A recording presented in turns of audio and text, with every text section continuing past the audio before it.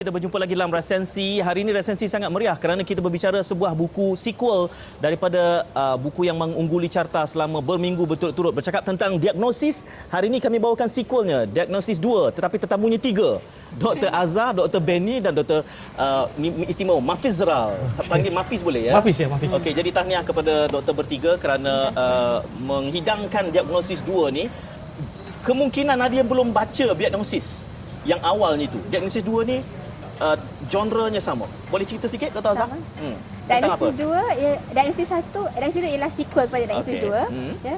Diagnosis 1 sebenarnya ialah satu eksperimen kami. Ya, kami ingin tahu, adalah orang nak tahu tak cerita pasal doktor ni sebenarnya. Ya, jadi dan kami ingin beritahu kepada masyarakat di luar sana di mana doktor ini ialah pengantara. Bukan kami yang menyembuhkan. Ya, maksudnya Allah Subhanahu Wa Taala itu ialah kuasa yang lebih agung yang menyembuhkan pesakit. Jadi dari situlah tercetusnya diagnosis. Apabila Dr. Azhar menyebut eksperimen, saya jangkakan eksperimen hanya berlaku dalam makmal ataupun dalam bilik bedah. Tidak ya. Dr. Benny, jadi untuk diagnosis 2 ni bezanya dengan diagnosis 1. Beza yang utama adalah kita ada lebih banyak cerita. Kita ada dan lebih ramai penulis. Lebih ramai penulis, 7 orang penulis. Dan juga kalau lihat author yang dari satu ni adalah pegawai perubatan. Tetapi diagnosis kedua juga memaparkan penulis daripada pegawai latihan dan juga kepada pakar. Jadi kita mempunyai perspektif yang lebih dalam, yang lebih luas, yang menjangkaui daripada pengalaman seorang doktor pelatih hingga doktor perubatan, pegawai perubatan dan juga kepada doktor pakar. Okey, Dr. Mafiz ya, luar biasa sambutan terhadap diagnosis yang awal itu. Adakah resepinya sama yang dihidangkan sini selain daripada sedikit sebanyak perubahan itu? Kenapa diagnosis 1 itu begitu hangat tarikannya? Agaknya lah. Saya cuba nak memahami pasaran. Betul. Tarikan dia sebenarnya adalah pada cerita-cerita dia, memang dia cerita-cerita tentang doktor, tentang pengalaman. Tetapi bila kita kaitkan ataupun kita buat yang jadi kalau dapat tengok buku dia pun, diagnosis kita highlightkan dia. Itu dia. So siapakah dia? Kerana walaupun kami memberikan diagnosis, kami memberitahu apa yang sepatutnya, tetapi dialah yang menjadi pencetus dan segala-galanya. Okey, saya tahu ada seorang doktor dia jadi Perdana Menteri yang hebat. Kali ini saya bertemu dengan doktor-doktor yang merupakan penulis yang hebat. Orang tak tahu, doktor ni ada sisi penulisnya. Ada. Dr. Azhar ada dalam diagnosis 1 kan? Ada, saya ialah antara penulis diagnosis 1. Saya memang suka menulis. Dari sekolah rendah, sekolah menengah sampai ke universiti. Itu yang menarik kerana di internet ramai kata, sempat doktor ni menulis. Sempat? Dia rasa macam doktor ni tak sepatutnya menulis. Sempat. Nak si budaya tak nak si budaya. Orang sains juga hebat menulis, Dr. Benny. Ya, betul. Sebab tu Dr. Mahathir juga adalah seorang penulis asalnya. Jadi dalam diagnosis kedua ni, kita juga hendak orang kata menunjukkan bahawa doktor ni bukan saja hidup di dalam hospital. Dan mereka juga mempunyai kehidupan di luar hospital. Mereka juga ada keluarga. Mereka juga ada ayah, anak dan isteri. Jadi interaksi di rumah, interaksi di hospital, kita paparkan kisah-kisah mereka. Dan juga di dalam ada cerita-cerita di sini kita memaparkan kisah organ transplant. Pemindahan organ ya. Dan juga pasal kita nak awarekan masalah suicidal awareness. Jadi kita nak ada message yang kita nak sampaikan, bukan saja mengenai kisah suka duka, tapi juga pasal isu-isu yang penting. Ya, ada yang lucu, ada yang sedih, ada yang pengajaran. Suicidal di Dr. Mafiz tersenyum. Kenapa? Suicidal kerana satu mungkin kita tak sangka tentang bunuh diri. Kita selalu kaitkan benda ini sebagai satu tabu atau satu benda yang tak mungkin. Tetapi sebenarnya dalam kehidupan kami, pekerjaan kami sehari-harian, kami berjumpa dengan pesakit-pesakit sebegini. Jadi di mana krisis di situ bukan katakan dia diagnosis, dia ada masalah, kata masalah jiwa. Tapi bukan itu, kita kena handle holistik, maknanya pada keluarga dan hubungan kita dengan dia, mendapat cerita sebenar. Jadi banyak benda. Apa cerita Dr. Benny dalam diagnosis 2 ini? Ceritanya apa? Saya ada memeriksa cerita sebenar semua ni kan? Cerita benar? Ada kisah benar dan juga ada fiction. Jadi saya ada memeriksa hubungan antara ayah dan anak yang dua-duanya doktor yang terpaksa menyelamatkan pesakit di kawasan pedalaman di Sarawak. Jadi cabaran yang mereka hadapi mempunyai alatan yang kurang, tetapi juga mereka mempunyai subplot di mana ada krisis di antara kekeluargaan. Dan juga saya ada memeriksa pasal isu organ transplant, bagaimana saya memportraykan jururawat, bukan saya doktor, tetapi jururawat juga adalah sebagai watak utama yang membantu pesakit, yang cuba menyelamatkan pesakitnya. Berapa cerita Dr. Benny dalam ini? Saya ada 5 cerita dan 4 berbahasa Inggeris, 1 berbahasa Melayu. Berapa benar, berapa fiction? 50-50. 50-50. Saya biar pembaca Biarlah yang rahsia, menilai sendiri. Biarlah rahsia. Okey, Dr. Azhar, ceritanya apa dalam ini? Saya cerita ada 4 buah cerita, Okey. 2 bahasa Inggeris, 2 bahasa Melayu. Okey. Saya doktor kanak-kanak. Okey. Jadi cerita saya istimewa sebab semua kaitan dengan kanak-kanak. Itulah. Ha. Jadi adakah untuk kanak-kanak pembacanya? Oh, Tidak juga. Okey. Jadi saya ingin menceritakan bahawa satu cerita tajuk dia Bintang. Okey. Jadi mana konflik seorang ibu melepaskan anak yang sangat tenat yang ingin meninggal dunia. Jadi macam mana kita nak counsel seorang ibu yang menangis, yang sangat sedih untuk anak dia pergi ke syurga. Jadi orang tak tahu cerita tu. Okey. Orang tak tahu pukul 4 pagi bangun tengah-tengah malam untuk beri counselling. Dan juga orang tak tahu bahawa seorang doktor tu pesakit juga. Okey. Dan ini Ya. menceritakan di mana saya sendiri masuk hospital. Dan konflik di situ bagaimana. Itu pengalaman sebenar. Ya. Okey. Jadi kena bacalah. Tajuk itu apa mana? Nak tahu doktor masuk hospital di mana? Dr. Mafiz, ceritanya apa Saya dalam ada ini? 4 cerita ke-4 bahasa Ish, Melayu. berebut ya. 4-4-5. Banyak betul cerita dalam Dia ni. tu formula dah, formula untuk Tapi penulis ada 7 orang. 7 Tujuh. orang. Okey. Okey, cerita saya bukan 2 ada pengalaman kalau saya seorang doktor yang saya suka buat pengalaman luar. Satu tentang AMS, Okey. Accumulated Sickness, tentang di Everest Base Camp. Okey. Okey, satu lagi cerita Satu pun saya tidak dapat tangkap maksudnya.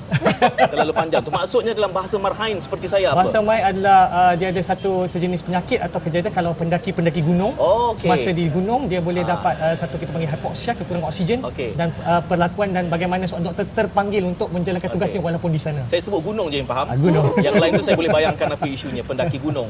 Dan ternyata hari ini kita bercakap bersama doktor yang juga penulis, tetapi nampaknya ketiga-tiganya merupakan sangat artikulate bila bercerita.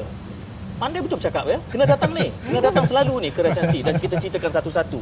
Apa mesej yang cuba doktor bertiga bawakan apabila menulis? Apa yang dibayangkan? Nak mendidik pembaca kah? Nak jadi penulis popular kah? Dr. Mafiz. Saya rasa dia kita panggil hybrid. Maknanya di samping kita menghiburkan atau memberitahu Okey. bagaimana perasaan, rasa, pengalaman, ada dalam masa yang sama memberi sedikit pengetahuan. Jadi pembaca mengetahui, oh okey, ini sebenarnya kerja dan Okey. inilah apa yang berlaku di balik tabir. Okey. Bukan Di, sebentar. di antara fiction dan reality itu, bagaimana Dr. Benny meletakkan demarcation lainnya antara nak mengajar dan nak mencerita dan menyampaikan ilmu, nak menghiburkan? Kesemuanya sekali. Okey. Jadi sebab kalau kita fokus Please kepada consider in changing profession. sebenarnya seperti saya bertugas di IJN. Okey. Jadi di sana kita Doktor pakar jantung. pakar jantung. Okey. Jadi saya melihat banyak isu yang kita dapati daripada kerja harian kita. Okey. Sebenarnya kita bermain dengan emosi. Kita belajar daripada pesakit. Okey. Jadi bila kita belajar daripada pesakit, kita hendak berkongsi balik pengalaman tersebut bersama masyarakat. Okey. Dan ternyata yang membacanya bukan pesakit saja. Bukan saja Sebab pesakit. dia berada antara yang tertinggi dalam pasaran. Dr. Azhar, niatnya apa menulis ni? Niatnya lah untuk merabakan diri dengan Allah Subhanahu Wa Taala. Okey. Sungguh sebenarnya orang selalu cakap doktor ni glamour. Okey. Wah, tetapi sebenarnya Allah itu yang menyembuhkan ya. Okey.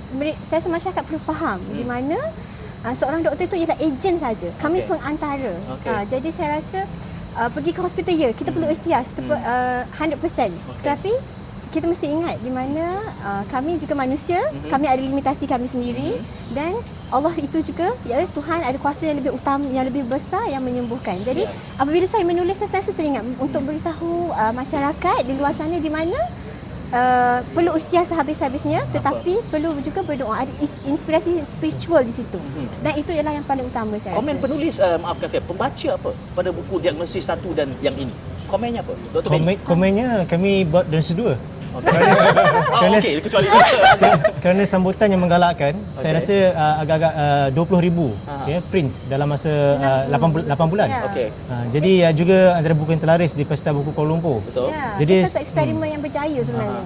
Kita tak tahu yang ada orang sebenarnya nak tahu apa sebenarnya kerja doktor ni. Doktor tak ramai bercerita, baru ni kita jumpa 4 orang je. Dr. Anwar Fazal, tuan-tuan bertiga. Rasanya tu je. memang kena banyak bercerita, sebab tu saya kata tadi changing profession. Host TV nak?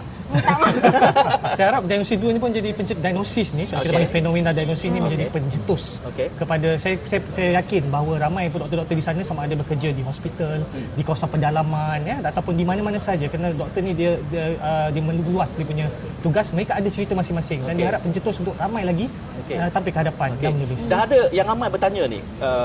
Dr. Benny dia dah sebut dia pakar jantung. Dr. Azhar pakar kanak-kanak. Saya tengah belajar menjadi pakar kanak-kanak. Pediatric. Yes. Saya Dr. pakar Hafiz? anestesiologi, pakar bius. Pakar bius.